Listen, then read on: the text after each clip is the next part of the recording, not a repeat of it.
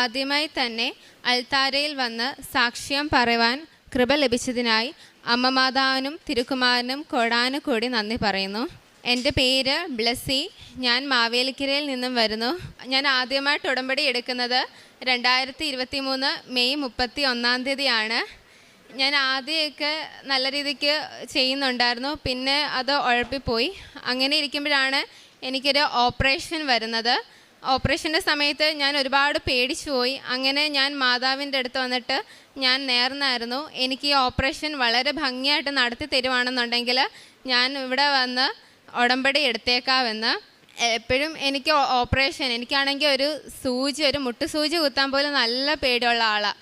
അപ്പോൾ പിന്നെ ഓപ്പറേഷൻ എന്ന് പറയുമ്പോൾ ഞാൻ എന്തോരം പേടിച്ചു കാണും. പക്ഷെ എപ്പോഴും ഞാൻ പ്രാർത്ഥിക്കുന്നത്, ദൈവമേ എനിക്ക് വേദനകളൊന്നും തരല്ലേ എന്നായിരുന്നു. അന്ന് ഫസ്റ്റ് ടൈം ഞാൻ പ്രാർത്ഥിച്ചു, ദൈവമേ എനിക്ക് വേദനകൾ സഹിക്കുവാനുള്ള സഹനശക്തി നൽകണേന്ന് പ്രാർത്ഥിച്ചു. അങ്ങനെ എനിക്ക് എൻ്റെ ഓപ്പറേഷനെല്ലാം വളരെ ഭംഗിയായിട്ട് തന്നെ നടന്നു. പിന്നെ ഓപ്പറേഷൻ കഴിഞ്ഞ് കഴിഞ്ഞപ്പോഴായിരുന്നു വേറൊരു പ്രശ്നം. എനിക്ക് വന്നത് എൻഡോമെട്രിക് സിസ്റ്റായിരുന്നു. എൻഡോമെട്രിക് സിസ്റ്റ് എന്ന് പറഞ്ഞു കഴിഞ്ഞാൽ അത് വീണ്ടും വരുന്ന ടൈപ്പാണ്. ആ സിസ്റ്റ് വരാനുള്ള കാരണം പീരീഡ്സ് വരുന്നതുകൊണ്ടാണ്. അതുകൊണ്ട് എനിക്ക് പീരീഡ്സ് വരാൻ പാടില്ലെന്ന് പറഞ്ഞു. അതായത് പീരീഡ്സ് വരുമ്പം മുഴുവൻ ബ്ലഡും പോകാതെ കുറച്ച് ബ്ലഡ് അവിടെ തന്നെ പറ്റി പിടിച്ചിരിക്കും. ആ ഇരിക്കുന്ന ബ്ലഡ് ഓരോ മാസം അങ്ങനെ വന്ന് അങ്ങനെ പറ്റി പിടിച്ചിരുന്ന് അതൊരു കട്ട പോലായി അതൊരു സിസ്റ്റായിട്ട് ഫോം ചെയ്യുന്നത്. അപ്പോൾ അങ്ങനെ വരുമ്പം ഇനിയും എനിക്ക് ഇത് സിസ്റ്റ് വന്നുകൊണ്ടേ ഇരിക്കും. അപ്പോൾ എനിക്കിപ്പോൾ 21 വയസ്സേ ആയിട്ടുള്ളൂ. അപ്പോൾ ഓരോരുത്തർക്കും പീരീഡ്സ് നിൽക്കണമെങ്കിൽ തന്നെ അറിയാം, കുറേ 45-50 വയസ്സ് കഴിഞ്ഞവർക്ക് നിൽക്കാത്തവരുണ്ട്. അപ്പോൾ അങ്ങനെയാണെങ്കിൽ എനിക്ക് അത്രയും കാലവും ഇങ്ങനെ സിസ്റ്റ് വന്നുകൊണ്ടിരുന്നാൽ എനിക്ക് പിന്നെയും ഓപ്പറേഷൻ ചെയ്യേണ്ടി വരും. അതും എനിക്ക് ബ്ലഡിൽ HBsAg എന്ന് പറയുന്ന ഒരു വൈറസ് ഉണ്ട്. അതെനിക്ക് പോസിറ്റീവ് ആയതുകൊണ്ട് തന്നെ എൻ്റെ ബോഡിയിൽ എന്ത് ഓപ്പറേഷൻ ചെയ്താലും എനിക്ക് ഓപ്പൺ സർജറി മാത്രമേ പറ്റത്തുള്ളൂ, കീ ഹോള് പറ്റത്തില്ല. അതുകൊണ്ട് ഡോക്ടർ പറഞ്ഞു ഇത്രയും പെട്ടെന്ന് ഓപ്പറേഷൻ ചെയ്യാൻ പറ്റത്തില്ല. അതുകൊണ്ട് ഈ പീരീഡ്സ് ചെയ്യുന്നത് യൂട്രസ് ഉള്ളതുകൊണ്ടല്ലേ, അപ്പോൾ അതുകൊണ്ട് യൂട്രസ് റിമൂവ് ചെയ്യണം. അതുകൊണ്ട് തന്നെ മോള് പഠിത്തമെല്ലാം തൽക്കാലം സ്റ്റോപ്പ് ചെയ്യുക. എത്രയും പെട്ടെന്ന്, അതായത് 1.5-2 വർഷം അതിനപ്പുറം പോവരുത്. അതിനുള്ളിൽ തന്നെ കല്യാണം കഴിയണം, ഒരു ബേബി ആവണം, എന്നിട്ട് യൂട്രസും റിമൂവ് ചെയ്യണമെന്ന് പറഞ്ഞു. അങ്ങനെ എനിക്ക് അതിൻ്റെ ഭാഗമായിട്ട് ഞാൻ കുറച്ചേറെ കാലം, ഒരു 6 മാസക്കാലത്തോളം ഞാൻ പീരീഡ്സ് നിർത്താനുള്ള ടാബ്ലറ്റ് ഒക്കെ കഴിച്ചിരുന്നു. ആ ടാബ്ലറ്റ് എല്ലാം അത്യാവശ്യം എക്സ്പെൻസീവ് ആയിരുന്നു.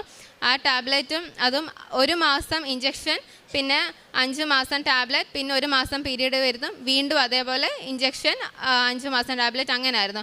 അപ്പോൾ എനിക്ക് ആദ്യത്തെ 6 മാസം അങ്ങനെ പോയി. പിന്നെ 1 മാസം പീരീഡ്സ് വരുത്തി. പിന്നെ അടുത്ത വീണ്ടും സ്കാൻ ചെയ്ത് നോക്കിയിട്ട് വീണ്ടും ടാബ്ലറ്റ് സ്റ്റാർട്ട് ചെയ്യാൻ വേണ്ടിയാണ് ഞാൻ പോയത്. പക്ഷേ അതിൻ്റെ തലേ ദിവസം ഞാൻ ഇവിടെ വന്നിട്ട് ഞാൻ ഒത്തിരിയും വിഷമിച്ച് കരഞ്ഞ് ഞാൻ ഇവിടെ മാതാവിൻ്റെ ഈ രൂപത്തെ നോക്കി നിന്ന് ഞാൻ ഇവിടെ നിന്ന് കൊന്ത ചൊല്ലിട്ട് ഞാൻ പറഞ്ഞു, ഞാൻ 3 കാര്യങ്ങൾ ഞാൻ പറഞ്ഞു. ഹോസ്പിറ്റലിൽ സ്കാനിങ്ങിന് പോകുമ്പോൾ സ്കാൻ ചെയ്യുമ്പോൾ സിസ്റ്റ് ഉണ്ടാവാൻ പാടില്ല. പിന്നെ അതുപോലെ പീരീഡ്സ് വന്നോട്ടെ എന്ന് ഡോക്ടർ പറയണം. എനിക്ക് പിന്നെ അതുപോലെ മരുന്ന് നിർത്തിക്കൊള്ളാനും പറയണം. ഇനി എനിക്ക് ഒരിക്കലും മരുന്ന് കഴിക്കേണ്ടിയും വരരുതെന്ന് ഞാൻ പ്രാർത്ഥിച്ചു.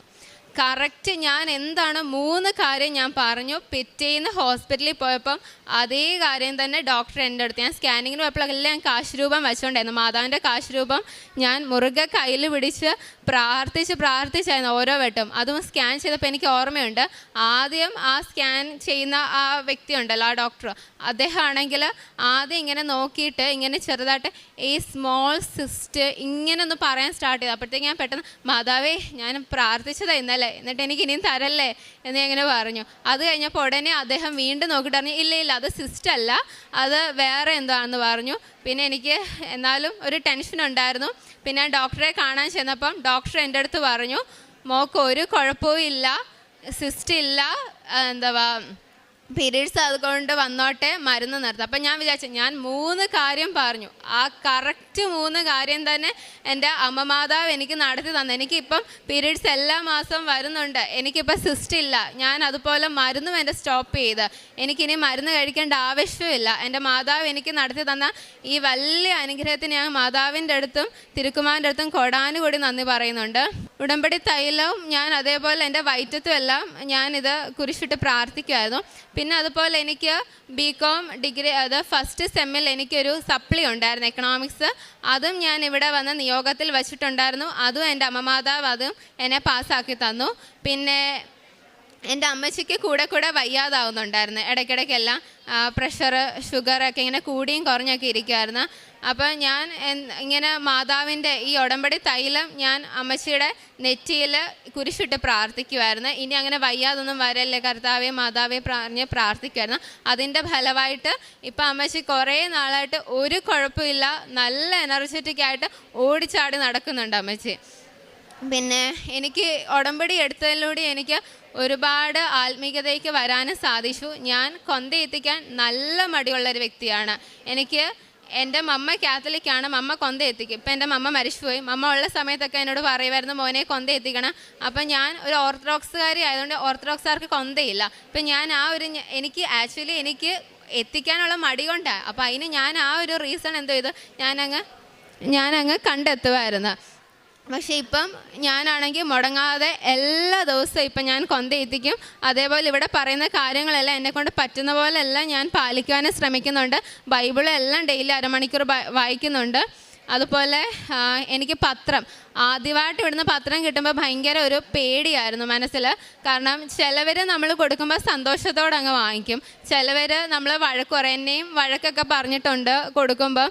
അങ്ങനെ ഒരു മടിയൊക്കെ ഉണ്ടായിരുന്നു, ദൈവമേ അവർ കൊടുക്കുമ്പോൾ എന്തോ വിചാരിക്കും. പക്ഷേ ഇപ്പം ഞാൻ വിശ്വാസ പ്രമാണം ചൊല്ലിക്കൊടുക്കും. ഇപ്പോഴെന്ന് പറഞ്ഞാൽ എനിക്ക് ഏറ്റവും ഇഷ്ടമുള്ള കാര്യം എന്ന് പറയുന്ന പത്രം കൊടുക്കുന്നതാണ്. ഇപ്പം ഞാൻ വരുമ്പം എത്ര കെട്ട പത്രം വാങ്ങിക്കുന്നതെന്നുള്ളതിന് എനിക്ക് തന്നെ കണക്കില്ല. കാരണം അന്ന് അത്രയും മടിയായിരുന്നു. എനിക്കിപ്പോൾ ഭയങ്കര ഇഷ്ടമാണ് പത്രം കൊടുക്കുക. ഇപ്പം ഞാൻ വയ്ക്കും വാങ്ങിക്കുന്നവർ വാങ്ങിക്കട്ടെ, ഇല്ലാത്തവർ വേണ്ട എന്നാലും അങ്ങനെ. പക്ഷെ എന്നാലും ഞാൻ കൊടുക്കുന്ന 3/4 പേര് വാങ്ങിക്കുന്നുണ്ട് കേട്ടോ, ചിലവരെങ്ങാണേ ഉള്ളൂ വാങ്ങിക്കാത്തതായിട്ടുള്ളത്. എന്നാലും എനിക്കിപ്പോൾ ഭയങ്കര ഇഷ്ടമാണ് പത്രം കൊടുക്കാൻ. ഇപ്പം ഇവിടെ നിൽക്കുന്ന പോലെ ഞാൻ സത്യം പറഞ്ഞാൽ ഇത്രയും നേരം പേടിച്ചാണ്. കാരണം ഞാനിങ്ങനെ ഇത്രയും ആൾക്കാരുടെ മുന്നിലൊന്നും വന്നിങ്ങനെ പറഞ്ഞിട്ടൊന്നുമില്ല. ആദ്യം തന്നെ വിറച്ചുറച്ച് ഞാൻ ഇപ്പോൾ പ്രാർത്ഥിച്ചപ്പോഴും യേശു മാതാവും ആയിരിക്കണം എന്നിലൂടെ പറയുന്നത്. കാരണം എനിക്ക് പറയാനുള്ള ധൈര്യം കിട്ടണം, ഒന്നും മറന്നു പോകാതെല്ലാം എനിക്ക് ഓർമ്മിപ്പിച്ച് തരണം എന്നെല്ലാം പ്രാർത്ഥിച്ചു. പിന്നെ കാരുണ്യപ്രവർത്തികൾ എനിക്ക് അത്രയും ഇതായിട്ടില്ല. കാരണം എനിക്ക് ചെയ്യാൻ ആഗ്രഹം നല്ലപോലെ ഉണ്ട്. പക്ഷെ എനിക്കിപ്പോൾ സാമ്പത്തികമായിട്ടാണേലും ഞാൻ പഠിക്കുന്ന സ്റ്റുഡൻ്റാണ്, ജോലി ആയിട്ടില്ല. പിന്നെ വീട്ടിലെ സാമ്പത്തിക സ്ഥിതിയും അത്ര ഇതല്ല. എന്നാലും എനിക്ക് അല്ലാതെയും പറ്റുന്ന രീതിക്ക് എന്നാലും വീട്ടിൽ വരുന്നവരെയൊക്കെ എന്നാലാവുന്ന ചെറിയ തുക വെച്ച് കൊടുത്ത് സഹായിക്കാറുണ്ട്. പിന്നെ വിശന്നിരിക്കുന്നവർക്കൊക്കെ വഴിയരികിലിരിക്കുന്നവർക്കൊക്കെ ആഹാരം വാങ്ങിച്ചു കൊടുക്കാറുണ്ട്. പിന്നെ അല്ലാതെ എന്നെക്കൊണ്ട് പറ്റുന്ന സാമ്പത്തിക അല്ലാത്ത രീതിക്കുള്ള സഹായങ്ങളൊക്കെ എന്നെക്കൊണ്ട് പറ്റുന്ന പോലൊക്കെ ഞാൻ ചെയ്യാറുണ്ട്. പിന്നെ എനിക്ക് ഇനിയും ഈ ഉടമ്പടിയിൽ തുടരണമെന്നാണ് എൻ്റെ ആഗ്രഹം. പിന്നെ ഇവിടെ സ്വഭാവത്തിൽ ദേഷ്യം കുറഞ്ഞിട്ടുണ്ട്. എനിക്ക് നേരത്തെ ദേഷ്യം വന്ന സാധനങ്ങൾ വലിച്ചെറിയുന്നൊരു സ്വഭാവം ഉണ്ടായിരുന്നു. എന്തെങ്കിലും കയ്യിൽ എന്ത് കിട്ടുമോ അതിനടുത്ത് ഒറ്റ ഏറ് കൊടുക്കുമായിരുന്നു. പക്ഷേ ഇപ്പം ദേഷ്യം അത്യാവശ്യം നല്ലപോലെ കൺട്രോൾ ആയിട്ടുണ്ട്. എല്ലാത്തിനും അമ്മമാതാവിനും ഈശോയ്ക്കും കോടാനുകൂടി നന്ദി. പിന്നെ ഈ സാക്ഷ്യം വരെ ഇത്രയും ലേറ്റ് ആയതിന് മാതാവിനോട് ഞാൻ ക്ഷമ ചോദിക്കുന്നു. അത്യപൂർവ ദൈവാനുഭവങ്ങൾ ഇനി നിങ്ങൾക്കും സ്വന്തം. ഈ യൂട്യൂബ് ചാനൽ ഇതുവരെ സബ്സ്ക്രൈബ് ചെയ്തിട്ടില്ലെങ്കിൽ ഇപ്പോൾ തന്നെ സബ്സ്ക്രൈബ് ചെയ്യുക. ഈ വീഡിയോ ഇപ്പോൾ തന്നെ നിങ്ങളുടെ സുഹൃത്തുക്കൾക്ക് ഷെയർ ചെയ്തുകൊണ്ട് കർത്താവിൻ്റെ പ്രേക്ഷിതരാകുക.